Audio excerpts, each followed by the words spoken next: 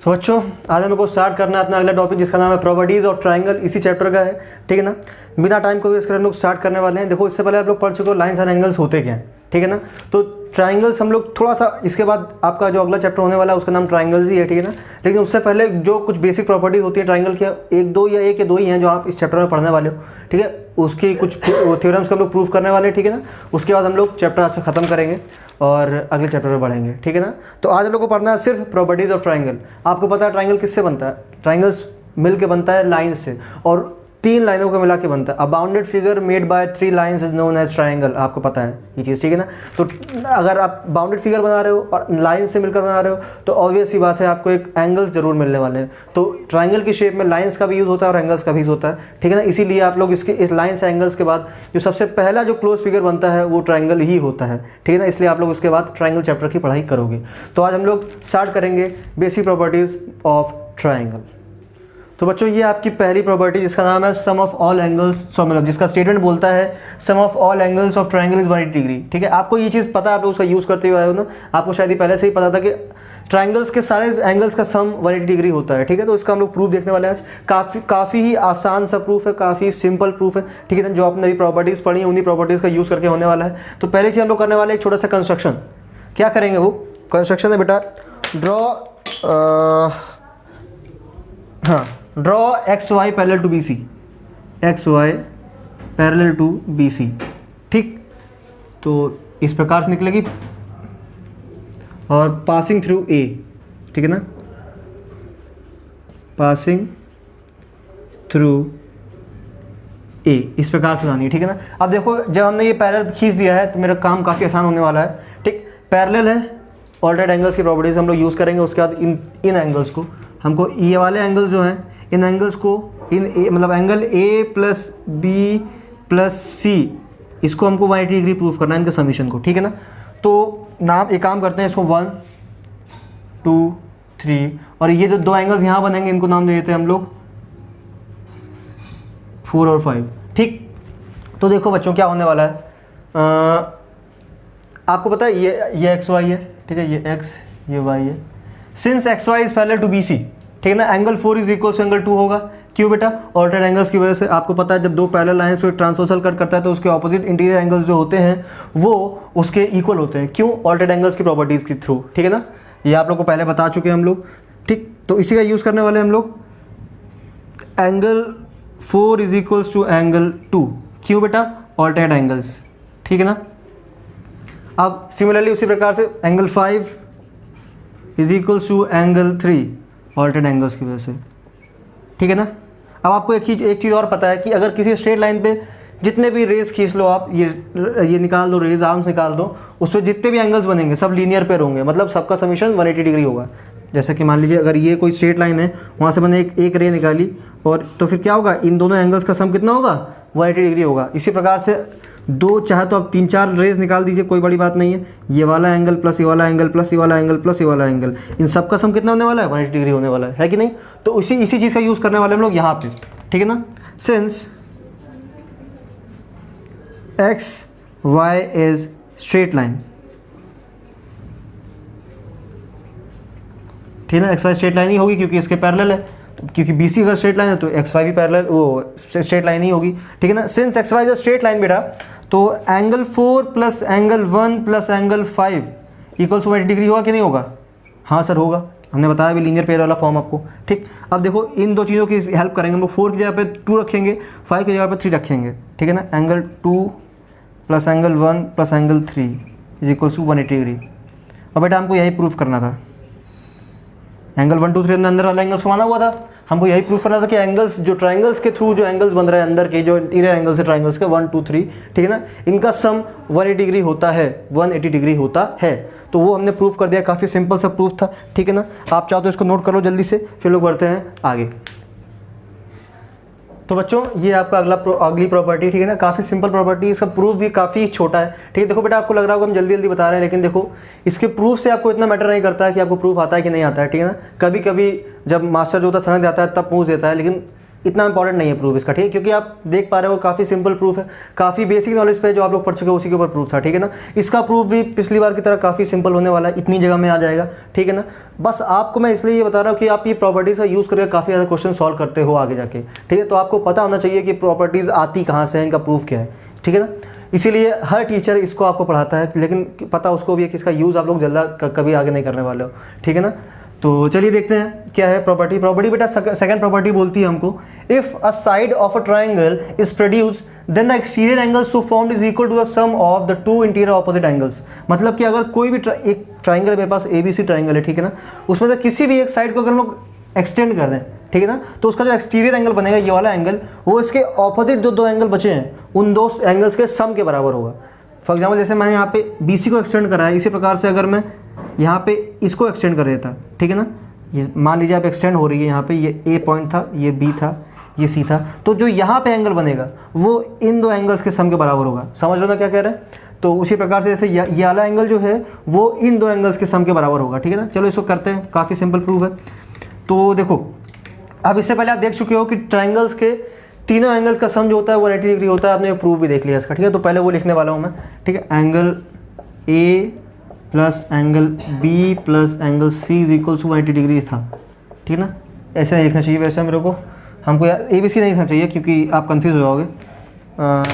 एक काम करते हैं, नंबरिंग कर देते हैं यहाँ पे भी, ठीक है ना। इसको मैं 1 दे देता हूँ, इसको मैं 2 दे देता हूँ, इसको मैं 3 दे देता हूँ इस एंगल को, ठीक है ना, और इसको 4।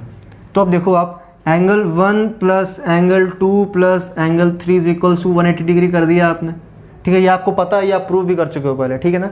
इसको मैं इक्वेशन 1 मान लेता हूँ।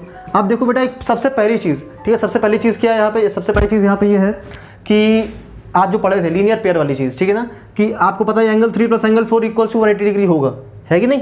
तो चलो वो एक दूसरा स्टेटमेंट ये लिखते हैं, and angle 3 plus angle 4 is equal to 180 degree, ठीक है ना बच्चा।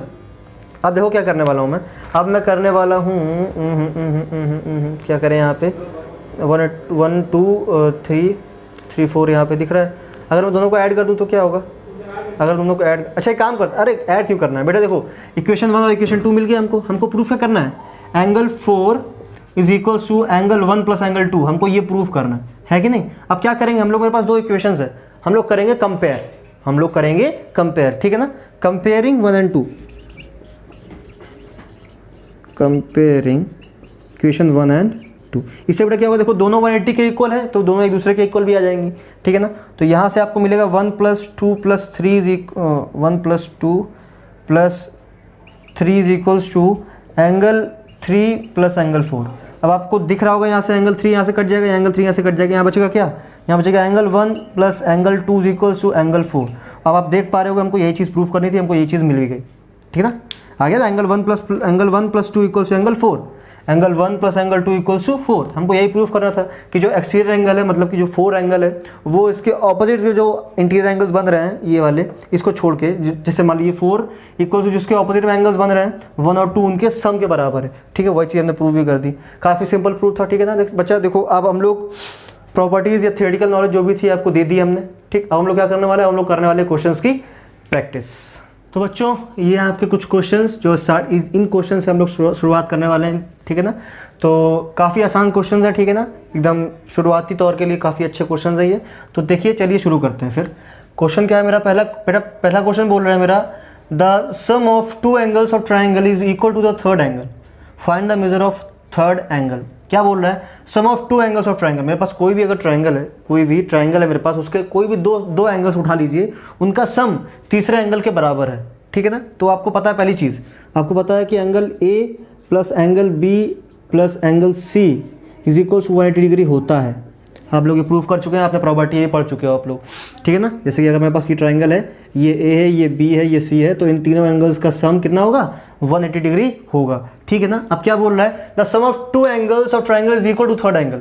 कोई भी 2 एंगल्स का सम तीसरे के बराबर है, ठीक है ना। जैसे आप अगर A प्लस बी कर रहे हो तो C के बराबर आएगा, ठीक है ना। अगर आप B प्लस सी कर रहे हो तो A के बराबर आएगा, अगर A प्लस सी कर रहे हो तो B के बराबर होगा, ठीक। मैं वेरिएशन इसलिए बता रहा हूँ क्योंकि आपको यहाँ पे गिवन है कि कौन सा पर्टिकुलर एंगल किसके बराबर है, ठीक है ना। तो आप हो सकता है कि आप ए बराबर हो बी प्लस सी के, बी बराबर हो ए प्लस सी के, या सी बराबर हो ए प्लस बी के, कुछ भी हो सकता है, ठीक है ना। तो मैं मान के चलता हूँ ए प्लस बी सी के बराबर है, तो दो एंगल्स का सम तीसरे एंगल के बराबर है, तो इसका मतलब A plus angle B equals to angle C होगा, ठीक है ना, अकॉर्डिंग टू क्वेश्चन, है कि नहीं। तो इसके यूज़ करके हम लोग यहाँ पे इसको इस प्रकार से लिख सकते हैं कि angle C plus angle C is equals to 180 degree. A plus B के जगह लिख दिया हमने सी, और सी तो मेरे पास पहले था ही, तो आ जाएगा ये twice of angle C is equals to 180 degree, तो angle C is equals to 90 degree, ठीक है ना। तो मतलब कि ये राइट एंगल ट्राइंगल है जहाँ पे अगर एंगल सी 90 डिग्री है, मतलब एंगल सी जो है वो 90 डिग्री है, तो इन दो एंगल्स का सम मिला के 90 के बराबर होगा, ठीक है। ये हो गया, ठीक, इस प्रकार से कुछ है। काफ़ी आसान सवाल था, एक सिंपल सी प्रॉपर्टी यूज़ करी हम लोगों ने, उसका यूज़ करके पूरा क्वेश्चन सॉल्व कर दिया, ठीक है ना। अगले क्वेश्चन पे आते हैं। क्वेश्चन बोले अपना, of the 3 angles of triangle one is twice the smallest one and other is thrice the smallest one, find the angle. काफ़ी सिंपल है, आप वर्डिंग को क्रैक कर पा रहे होगे, ठीक है ना। क्या बोल रहा है, अगर मेरे पास कोई भी ट्राइंगल है, ठीक है ना, तो one is twice the smallest one, तो देख पा रहे होगे आप दोनों का जो कंपैरिजन दिया गया है, दोनों का जो रिलेशन दिया गया है, मतलब वो स्मॉलेस्ट एंगल को लेके दिया गया है। तो मान लेते हैं स्मॉलेस्ट एंगल मेरा x है, ठीक है ना। अगर मेरा लेट स्मॉलेस्ट बी x, अगर मैं स्मॉलेस्ट को x मान लेता हूँ, तो बेटा क्या बोल रहा है, one is twice the smallest one, मतलब अगर स्मॉलेस्ट x है तो दूसरा जो है वो 2x है, और other is thrice the smallest one, तो तीसरा क्या है 3x है। अब आपको पता है इन तीनों का सम जो होता है 180 डिग्री होता है, ठीक है ना। पहला स्मॉलेस्ट वाला ये हमने x मान लिया उसको, दूसरा दिया गया है one is twice the smallest one, ठीक है ना। तो एक दूसरा क्या हो गया, ट्वाइस द स्मॉलेस्ट वन, तो क्या 2x हो गया। Other is thrice the smallest one, तीसरा जो है वो एंगल वो 3 गुना है स्मॉलेस्ट वन के। और फिर आपको पता ही इन तीनों का सम जो कोई भी कैसे भी एंगल्स हो, 3 हो 4 हो, 3 गुना हो 5 गुना हो, कैसे भी हो, लेकिन इनका सम तो बेटा 180 डिग्री ही आने वाला है कि नहीं। तो चलिए आपने ये इन तीनों को ऐड कर दिया, फिर यहाँ से आप x की वैल्यू निकाल लोगे, कितना है 3 तो 5 5 6, 6x is equal to 180 degree. यहाँ से मेरे पास x की वैल्यू आएगी बेटा 30 डिग्री। तो कुछ इस प्रकार से हो गया। इसका मतलब क्या हुआ, इसका मतलब ये हुआ कि स्मॉलेस्ट एंगल जो है 30 डिग्री है, ठीक, उससे बड़ा जो है वो है 60 डिग्री, उससे बड़ा जो है वो है 90 डिग्री। समझ रहे हो, मतलब आप मान लीजिए इसी प्रकार का कोई ट्राइंगल है जो कि राइट एंगल है, ठीक है ना, एक एंगल पर राइट एंगल है, ठीक। ये आप बोल सकते हो इसमें से एक जो है वो 30 डिग्री का है, एक जो है वो 60 डिग्री का है, एक जो है वो 90 डिग्री का है, ठीक है ना। इस प्रकार से कोई ट्राइंगल बन रहा है, ठीक। काफ़ी सिंपल सवाल थे दोनों के दोनों, एक ही सिंपल बेसिक प्रॉपर्टी का यूज़ करा हमने यहाँ पे। तो जल्दी से उसको नोट करो, फिर बढ़ते हैं हम लोग आगे। तो बच्चों ये आपका अगला क्वेश्चन, चलिए देखते हैं क्या बोल रहा है। A triangle right angled at AL is drawn perpendicular to BC. Prove that angle BAL is equals to angle ACB. हमारे पास एक ट्राइंगल है जो कि राइट एंगल है ए पे, मतलब ये जो एंगल बन रहा है मेरा, ये वाला एंगल, ये भी मेरा राइट एंगल है, ठीक है ना। And AL is drawn perpendicular to BC, AL जो है वो BC के परपेंडिकुलर है, मतलब ये भी 90 डिग्री पे गिर रहा है, ठीक है ना। हमको प्रूव करना है कि जो BAL मतलब कि ये वाला angle is equals to ACB, ये वाले एंगल है, ठीक है ना, ये दोनों एक दूसरे के इक्वल है, ठीक है ना। तो बेटा इसको आप चाहो तो एक प्रॉपर्टी की तरह पे देख सकते हो, ठीक है ना। किसी भी राइट एंगल ट्राइंगल में ये वाले कोई भी अगर आप ऐसे देख लो, अगर आपके पास कोई भी राइट एंगल ट्राइंगल है जिसके राइट एंगल ट्राइंगल जहाँ पे वो राइट एंगल है, उस एंगल से अगर परपेंडिकुलर खींचा गया है, तो उसका हाफ, उसका एक हाफ जो उसका ऑपोजिट वाला हाफ है वो साइड वाले एंगल के बराबर होगा। ये आपने, अगर आपको याद हो, देखो इस प्रकार से कुछ आपने पहले करा, जब पाइथागोरस पढ़ी थी शायद, तब आपने करा था कि इस प्रकार से मेरे पास ट्राइंगल होता था, इसको हम लोग इसको इक्वल प्रूव करते थे, याद है ना आपको। तो उसी प्रकार से वाला क्वेश्चन है, ठीक है ना। आप चाहो तो इसको प्रॉपर्टी की तरह याद कर लो कि ये वाले एंगल्स हमेशा इक्वल ही होंगे, ठीक है ना। तो चलिए देखते हैं, इसका प्रूफ देख लेते हैं एक बार कैसे करा है। देखो हम लोग बात करने वाले हैं ट्राइंगल ABL की, ठीक है ना। जब इस ट्राइंगल की बात करेंगे हम लोग, इस ट्राइंगल में आपको दिखेगा angle ABL plus angle BAL plus angle ALB equals to बेटा 180 डिग्री, ठीक है ना। है तो ये भी ट्राइंगल ही है एक, इसके सारे एंगल का सम 180 डिग्री होगा, ठीक है ना। तो देखो अब यहाँ पे ABL क्या है, कुछ नहीं है, ABL को शॉर्ट फॉर्म में B लिख देते हैं, कोई दिक्कत नहीं, वो बार लिखना पड़ा, ठीक है। इसको B लिख दिया हमने, BAL ऐसे लिखा रहने दो, BL तो लेके चलना है हमको, ठीक है ना।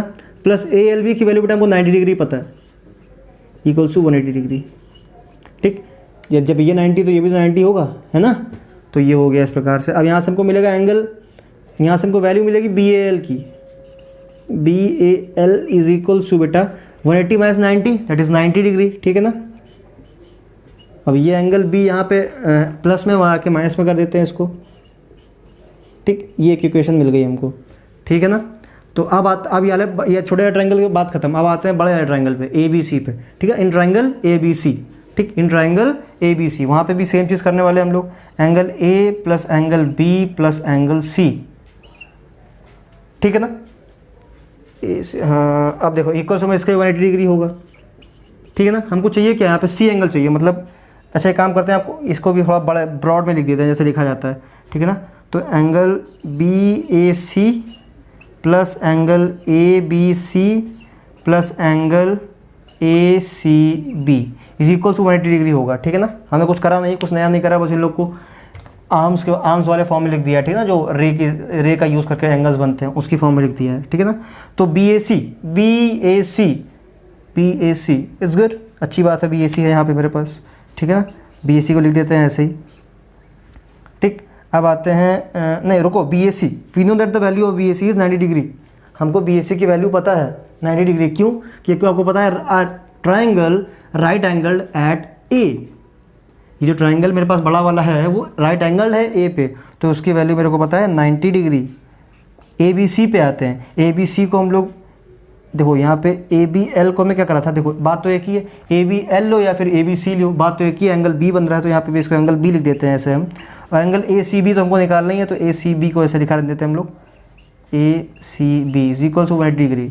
आप बेटा समझ पा रहे हो कि मैं क्या करने वाला हूँ, मैं इस 90 को वहाँ पे जाके माइनस करूँगा तो ये बन जाएगा, ये 90 यहाँ से हटेगा उधर जाके माइनस हो जाएगा, तो यहाँ बन जाएगा सिर्फ 90 डिग्री, ठीक है ना। ये बचेगा कि नहीं बचेगा। अब ये वाला एंगल बी जो है उसको उठा के मैं उधर लेके जा रहा हूँ, तो ये भी माइनस में चला जाएगा, ठीक है, एंगल बी, ये इक्वेशन 2 हो गया। अब बेटा देख पा रहे हो गया, बी ए एल जो है वो भी 90 माइनस बी के इक्वल है, जो ए सी बी है वो भी 90 माइनस बी के इक्वल है, ठीक। तो by equation 1 and 2, by 1 and 2, by 1 and 2 हम लोग ये कह सकते हैं कि angle B A L is equals to A C B भी है, ठीक है ना। B A L is equals to angle A C B, ठीक है ना। ये कैसे कर दिया आपको पता चल गया। आपको याद होगा हमने एक प्रॉपर्टी पढ़ी थी या एक ऑक्सियम पढ़ा था यूक्लिड ज्योमेट्री में, क्या था वो था कि if A is equals to B, इस प्रकार से था ना, अगर ए बी के बराबर है और बी सी के बराबर है तो ए और सी भी एक दूसरे के बराबर होंगे, ठीक है ना। बड़ी बेसिक सी ऑक्सियम है, आपको पता भी थी हमेशा से, ठीक। तो अगर ए बी के बराबर है, बी सी के बराबर है तो ए सी के बराबर होगा। उसी प्रकार से देखो यहाँ पे अगर B A L 90 minus B के बराबर है और ए सी भी 90 माइनस बी के बराबर है, इसका मतलब ये हुआ कि बी ए एल और ए सी बी भी एक दूसरे के बराबर होंगे, ठीक है ना। काफ़ी आसान था, चलो इसको नोट करो फिर बढ़ते हैं हम लोग आगे। तो बच्चों ये आपका अगला क्वेश्चन, ये एक तरीके का प्रूफ है, ठीक है ना। मैंने क्वेश्चन पहले लिख दिया है, गिवन भी लिख दिया है, हम लोग सीधे प्रूफ स्टार्ट करने वाले हैं, ठीक है ना। हमको प्रूफ क्या, देखो क्वेश्चन पढ़ते हैं पहले। If two parallel lines are intersected by transversal, prove that the bisectors of two pairs of interior angles enclose a rectangle.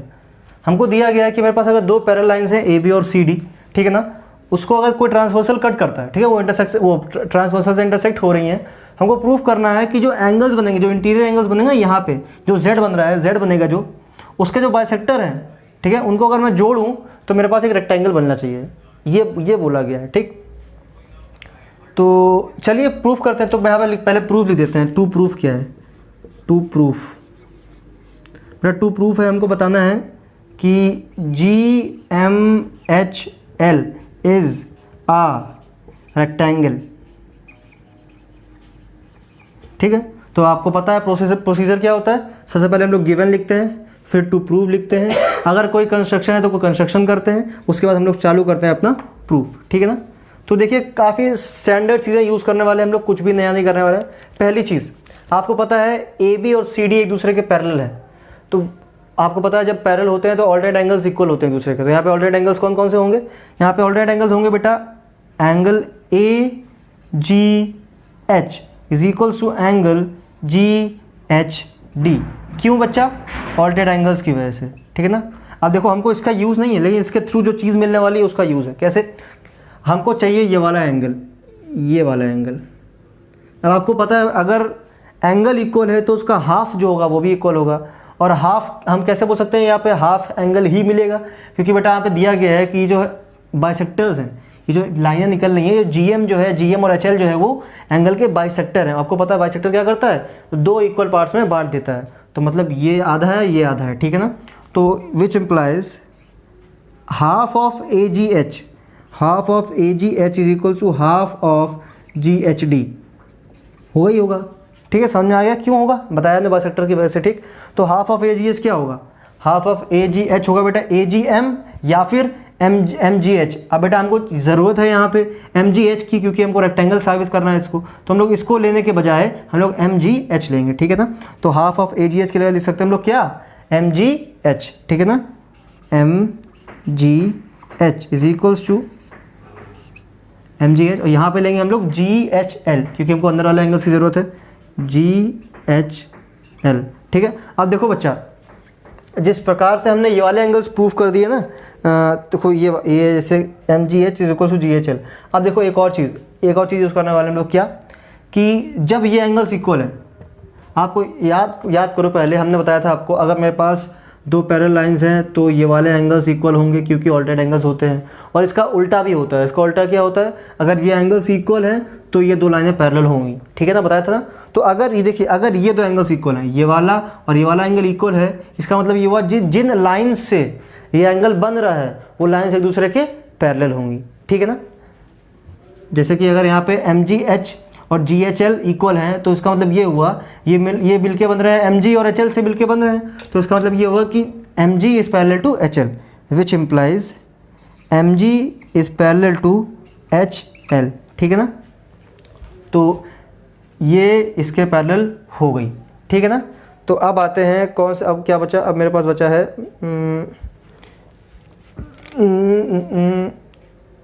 Parallelogram. हाँ देखो, हमने जिस प्रकार से इन एंगल्स को प्रूफ करा ना इक्वल, ठीक है ना, उसी प्रकार से हमको प्रूफ करना पड़ेगा, हम लोग को प्रूफ करना पड़ेगा, क्या प्रूफ करना पड़ेगा, हम लोग को प्रूफ करना पड़ेगा कि ये जो एम एच है, एम एच और जी एल जो है ना, ये भी एक दूसरे के पैरेलल हैं, ठीक है ना। तो आप चाहो तो सिमिलरली करके लिख दो। यहाँ पे सिमिलरली करके कैसे लिख सकते हो आप, देखो काफ़ी सिंपल है। जैसे आपने ये वाले एंगल्स को इक्वल प्रूफ करा ना, उसी प्रकार से आप लोग क्या करोगे, अगर मेरे पास कैसे बताएं हाँ देखो, जैसे कि ये जैसे ये वाले एंगल्स इक्वल प्रूफ करें, उसी प्रकार से आपको पता है ये वाले एंगल और ये वाले एंगल भी इक्वल हो जाएंगे। कैसे हो जाएंगे बेटा, देखो ऑल्टरनेट एंगल्स आपको पता ही है, अगर ये ऑल्टरनेट एंगल्स हैं तो ये भी तो ऑल्टरनेट एंगल्स हैं, है कि नहीं। तो जिस तरीके से हमने ये वाले और ये वाले एंगल को प्रूफ करा है इक्वल, उसी प्रकार से आप सिमिलरली करके लिख दीजिए कि ये वाले और एंगल ये वाला एंगल भी इक्वल ही होगा, जो कि आपको पता है ऑब्वियस सी बात है, होता ही होना है ऑल्टरनेट एंगल्स की वजह से, ठीक है ना। तो सिमिलरली करके लिखो यहाँ पे, क्योंकि दोबारा प्रूफ करने के लिए टाइम नहीं मेरे पास, ठीक है ना, आपके पास होगा पेपर में, तो आप सिमिलरली करके लिख दो। सिमिलरली एम एच या फिर H M is parallel to G L, ठीक है ना। ये तो बेटा देखो, जब हमने ये दो पेयर्स को एक दूसरे के पैरेलल प्रूफ कर दिया है, इससे हम ये साबित कर पा रहे हैं कि ये जो बन रहा है, ये जो जी एच एम एल बन रहा, sorry G M H L जो बन रहा है वो एक पैरेललोग्राम है, ठीक है ना। G M H L is a parallelogram, ठीक है ना। ये हमने प्रूफ कर दिया, एक स्टेप हम लोग कवर कर चुके हैं। अब हमको क्या प्रूफ करना है, हमको प्रूफ करना है, अच्छा देखो रेक्टेंगल की प्रॉपर्टीज़ क्या होती हैं, वो पहली चीज़ वो एक पैरेललोग्राम होता है, दूसरी चीज़ उसका एंगल्स, चारों एंगल्स 90 डिग्री होते हैं, ठीक है ना। तो एक काम करते हैं हम लोग, किसी भी एक एंगल को 90 डिग्री प्रूफ कर देते हैं, ठीक है, उससे मेरा काम समाप्त हो जाएगा। अगर किसी एक को करेंगे सिमिलरली करके बाकी तीनों को भी कर सकते हैं, तो ठीक है। तो मेरा अगला स्टेप ये होगा कि किसी भी एक एंगल को हम 90 डिग्री प्रूफ कर दें, ठीक है ना, 90 डिग्री प्रूफ कर दें। तो चलिए कैसे करते हैं, एक काम करते हैं, जगह थोड़ी जगह बनाई जाए, इसको पहले नोट करो फिर बढ़ते हैं आगे, ठीक है ना, इसको नोट कर लो पहले। हाँ तो देखो अब क्या करने वाले हैं, हमने प्रूफ कर दिया है कि G M H L is a parallelogram ने प्रूफ कर दिया, एक स्टेप हमने कंप्लीट कर लिया है। अगला स्टेप है मेरा, किसी भी एक एंगल को हम लोग 90 डिग्री दिखा दें, ठीक है ना। देखो कैसे करेंगे, आपने एक प्रॉपर्टी क्या है, आपने चीज़ बताई थी हमने आपको कि अगर दो पैरेलल लाइंस हैं, ये ट्रांसवर्सल है, तो ये वाला एंगल और ये वाले एंगल का सम होता है 180 डिग्री। ये लोग क्या होते हैं, ये लोग होते हैं को इंटीरियर एंगल्स, ठीक है ना। इनका ये क्या होता है, आपको पता है को इंटीरियर एंगल्स एक दूसरे के सप्लीमेंट होते हैं, है ना। तो आपको पता है ये वाले एंगल्स का समीशन 180 डिग्री होगा, ठीक है ना। तो चलिए लिखते हैं इसी का यूज़ करते हुए।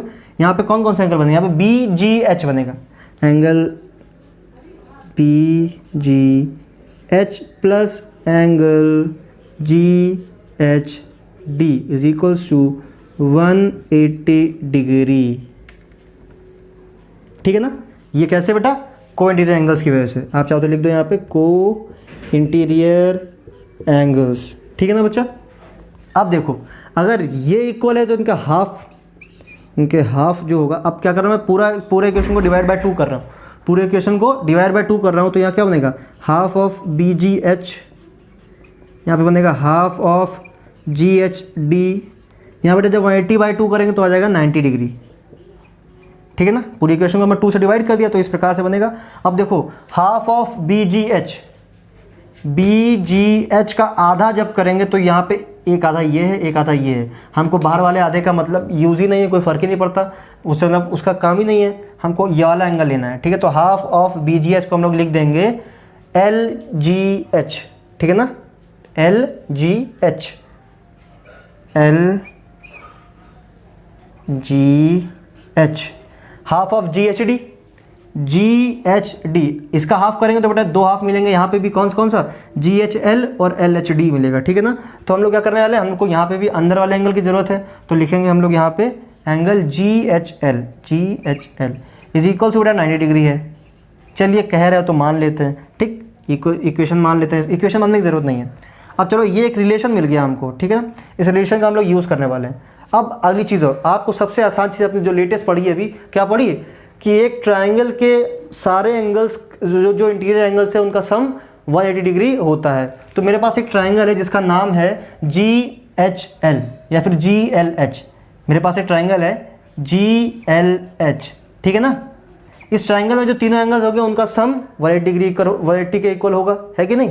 तो चलिए लिखते हैं angle LGH plus angle GHL plus angle GLH और इक्वल्स में तीनों क्या होगा, 180 डिग्री ही बनेगा, है कि नहीं। ये वाला एंगल प्लस ये वाला एंगल प्लस ये वाला एंगल इक्वल्स टू 180 डिग्री, ठीक है ना। चलिए इसको हटा देते हैं। अब क्या लिखेंगे, देखो आप यहाँ पे लिख चुके हो LGH plus GHL, LGH plus GHL equals to 90 degree आप लिख चुके हो पहले ही से। तो यहाँ से आप लिखोगे, यहाँ से आपको एक चीज़ मिलने वाली है, काफ़ी शायद आपको समझ में आ गया हो। क्या मिलेगा यहाँ पे एंगल GLH बचा है, इक्वल्स में 180 डिग्री था ही, इन दोनों का सम होता है 90 डिग्री। देखो LGH plus GHL equals to 90 degree हमने प्रूफ कर दिया यहाँ पे। तो क्या करेंगे, इन दोनों की जगह पे हम लोग लिख सकते हैं 90 डिग्री, ठीक है ना। अब इस 90 को उठा के हम उधर लेके जा रहे हैं, तो 180 माइनस 90 करेंगे तब कितना बचेगा, 90 डिग्री। अब बेटा मैंने बहुत बड़ा काम कर दिया, कैसे, हमने एक एंगल को 90 डिग्री प्रूफ कर दिया और मेरा सवाल होता है यहीं पे समाप्त। कैसे, देखो बेटा एक रेक्टेंगल की बेसिक जो रिक्वायरमेंट होती है वो होती है पैरेललोग्राम हो और कम से कम आप एक एंगल उसका 90 डिग्री प्रूफ कर दो। तो जिस प्रकार से आपने एक एंगल को प्रूफ करा उसी प्रकार से आप बाकी 3 एंगल्स को ही 90 डिग्री प्रूफ कर सकते हो, ठीक है ना। ये होता है बात। तो चाहो तो उसकी ज़रूरत तो ठीक, तो हमने एक प्रूफ कर दिया यहाँ पे, हमने पैरेललोग्राम पहले ही प्रूफ कर दिया था, अब अगला कर दिया ना GLH को 90 डिग्री प्रूफ कर दिया हमने, ठीक। तो इस प्रकार से हमारा सवाल होता है समाप्त। आप लिख सकते हैं सिंस, नहीं यहाँ पे हाँ since GMHL is a parallelogram with one angle equals to 90 degree, hence it is a rectangle, RECTANGLE, ठीक है ना। hence proved। चलिए इसको नोट करो, फिर बढ़ते हैं हम लोग आगे। तो बच्चों ये आपका अगला क्वेश्चन, चलिए देखते हैं क्या बोल रहा है। क्वेश्चन है बेटा, all sides of triangle are produce in order forming exterior angles ACD, BAE, CBF, then prove that ACD plus BAE plus CBF is equal to 360 degree. हमको दिया गया एक ट्रायंगल जिसका नाम है ABC, उसके साइड्स को, उसके तीनों साइड्स को एक्सटेंड कर दिया इस प्रकार से कि वो एक्सटीरियर एंगल बना रहा है, ठीक है। जैसे कि यहाँ पे एक्सटीरियर एंगल ये है, यहाँ पे ये है, यहाँ पे ये है, ठीक है ना। हमको ये प्रूफ करना है कि ये जो एक्सटीरियर एंगल्स हैं इन एंगल्स का सम जो है वो 360 डिग्री के बराबर है। तो देखा जाए तो काफ़ी आसान सवाल है, ठीक है ना। चलिए मतलब देखने में थोड़ा सा कॉम्प्लेक्स लगेगा, या पढ़ने में कुछ समझ में ना आया पहली बार में, लेकिन सॉल्व करोगे तो देखा पता चलेगा आपको काफ़ी आसान सवाल है, ठीक है ना। क्या करते हैं, बेसिक नॉलेज इस थ्योरम की या फिर इस प्रॉपर्टी की क्या थी कि एक एक्सटीरियर एंगल ऑपोजिट दो एंगल्स के इक्वल होता है, उनके सम के इक्वल होता है। तो ए सी डी पहले चाहिए हमको, ए सी डी, ए सी यहाँ पे डी आएगा, ठीक है ना, ए सी डी। तो ए सी डी यहाँ पे मैं शायद नेमिंग सही नहीं करी क्या, ई और एफ, अच्छा यहाँ पे ई और एफ भी रहेगा, ई और ये एफ, ठीक है ना। तो ए सी डी कैसे लिखेंगे हम लोग, ए सी डी कहाँ पे, ए सी डी ये है मेरा, A C D is equals to बेटा 1+2, A C D equals to angle 1 plus angle 2, ये हो गई इक्वेशन 1। अब आता है B A E, B A ई बे, ठीक है ना, बी ए ई, ये वाला एंगल किसके इक्वल होगा बच्चा, इन दो एंगल्स के इक्वल, ठीक है ना। मतलब इसके जो एक्सटीरियर एंगल ऑफ लेयर है उसके ऑपोजिट वाले एंगल्स के इक्वल होता है, ठीक है ना। तो जैसे हमने यहाँ वाला लिया तो इसके ऑपोजिट में क्या आ रहा है, 2 और 3, तो यहाँ पे आएगा 2 और 3, ठीक है ना। अब इसको इक्वेशन 2 मान लिया हमने। अब यहाँ पे आएगा सी बी एफ, अच्छा सी बी एफ कैसे इक्वल होगा, सी बी एफ ये वाला एंगल, ये एंगल इक्वल होगा 1 और 3 के, ठीक है ना, एंगल 1 और 3 के। हमको चाहिए क्या, हमको इन तीनों का सम चाहिए। तो एक काम करते हैं, एडिंग इक्वेशन 1, 2 एंड 3, जब ऐड करेंगे तो क्या आएगा, A C D plus B A E plus C B F equals में क्या देगा बच्चा, 2 टाइम्स ऐसे नहीं लिखते हैं, पूरा लिखते हैं, angle 1 plus angle 2 plus angle 2 plus angle 3 plus angle 1 plus angle 3। आप देख पा रहे होगे हर एंगल 2 बार आया, यहाँ पे 1 आया, यहाँ पे 1 आया, यहाँ पे 2 आया, यहाँ पे 2 आया, यहाँ पे 3 आया, यहाँ पे 3 आया। तो हम अगर इस प्रकार से लिख सकते हैं इसको, 2 times of all angles, 1 plus 2 plus 3। अब आपको पता है कि angle 1 plus angle 2 plus angle 3, 1 2 3 किसके इक्वल होगा, ये होगा 180 के इक्वल, ठीक है ना। तो आप लिख सकते हो यहाँ पे A C D plus angle B A E plus angle C B F, ठीक है ना। अब देखो 1 प्लस 2 प्लस 3 इक्वल टू क्या होता है, 180 डिग्री। तो यहाँ पे 1 प्लस 2 प्लस 3 हटा के लिख देते हैं हम 180 डिग्री, और 180 इंटू 2 कितना हो गया, 360 डिग्री। तो यहाँ पे हटा के लिख दिया मैंने 360 डिग्री। और देखिए हमको यही चीज़ प्रूव करनी थी क्वेश्चन में, काफ़ी सिंपल था, ठीक है ना। आधा मतलब 3-4 लाइंस में हो गया पूरा। तो इस प्रकार से आपका ये वाला क्वेश्चन होता है समाप्त। तो बच्चों इस क्वेश्चन के साथ हम लोग आज का लेक्चर ख़त्म करते हैं, ठीक है ना। इस लेक्चर के साथ हमारा चैप्टर भी ख़त्म होता है। मैं पहले ही बता चुका हूँ, इस चैप्टर पे क्वेश्चन की प्रैक्टिस बहुत ज़्यादा करनी होती है। मैंने कुछ नहीं कराई है अभी, ठीक है ना। अगर आप ये मान के चल रहे हो कि सर ने जितना करा लिया उतने क्वेश्चन सफिशिएंट है मेरे लिए, तो वो गलत है, ठीक। मैंने अभी बिल्कुल, आप जैसे देख पा रहे हो कि मैंने एक्सटीरियर एंगल पर सिर्फ एक ही क्वेश्चन कराया है, ठीक। तो इसका मतलब ये तो नहीं है कि सिर्फ ये इंपॉर्टेंट नहीं है, आपके लिए सब कुछ इक्वली इंपॉर्टेंट है, ठीक है ना। आपको क्वेश्चन की प्रैक्टिस खुद करनी पड़ेगी, ठीक, खुद ही करनी पड़ेगी। और काफ़ी क्वेश्चन की प्रैक्टिस करना है आपके पास, जो भी रेफरेंस बुक है आपके पास, ठीक है, उनको सॉल्व करना। सबसे पहले मेरी मानो तो सबसे पहले एनसीईआरटी सॉल्व कर लेना, ठीक है ना। उसके बाद कोई भी रेफरेंस बुक आपके पास, जो भी रेफरेंस बुक हो उसको सॉल्व कर लेना, ठीक है ना। फिर आप कह सकते हो कि हाँ चैप्टर ये खत्म हो गया। मेरी तरफ से मैंने चैप्टर खत्म कर दिया है, अब काम शुरू होता है आपका क्वेश्चन प्रैक्टिस का, ठीक है ना। तो क्वेश्चन की प्रैक्टिस करते रहिए और मिलते हैं आपको अगले लेक्चर में अगले चैप्टर की शुरुआत के साथ।